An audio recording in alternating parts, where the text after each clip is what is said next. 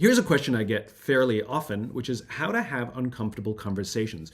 As you know, I talk about the importance of human skills. Cats don't have to work very hard to be cats. It comes pretty naturally to them. But for us as human beings, we actually have to work very hard to be human. And one of those human skills that we need to practice is how to have uncomfortable conversations. Being uncomfortable is part of being human. And sometimes discomfort is caused by something we have with another person, whether professionally or personally. There is a tension that causes discomfort. Now, there are many ways to respond to that discomfort.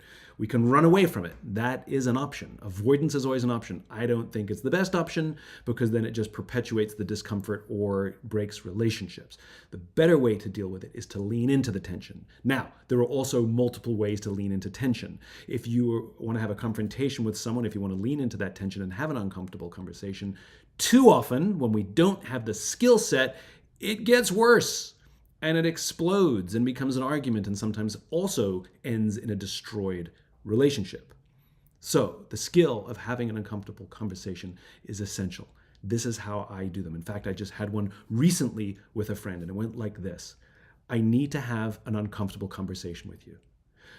By stating what's about to happen, it lets the person take a deep breath and know what's about to happen is leaning into tension. It also lets them be prepared and be a little less defensive.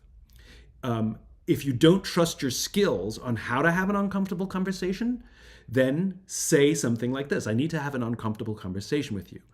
I'm afraid of having this conversation because I'm afraid that I'll say the wrong thing or it'll come out the wrong way and make things worse. So please be patient with me as I try to fumble through this and get out what I need to tell you.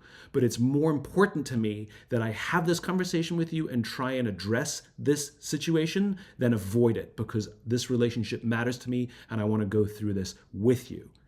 Can we have that conversation? And I always do that. I always ask permission.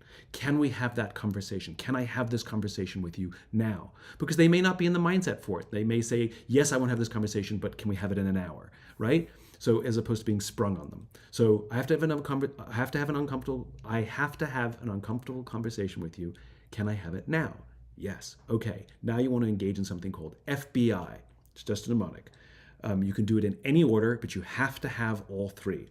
Your feelings, the behavior that made you feel that way, and the potential impact if the behavior doesn't change.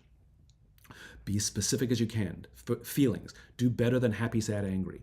I'm really frustrated, or I was put on edge, or I'm feeling distant from you, or I'm uncomfortable because. Then label the behavior that they did that made you feel that way. And again, be really, really specific. Avoid things like you always ... because they'll tell you the one time that they didn't, and now you're backpedaling. Pick the most egregious or the most recent one and talk about that situation and how whatever they did made you feel a certain way, and your fear that if that continues, or if it's not goes unaddressed, that something will happen. Maybe, there'll always be tension between us and the relationship will break. And that's exactly what I did with my friend. It's a relatively new friend. Something happened that made it uncomfortable. I said, I need to have an uncomfortable conversation with you.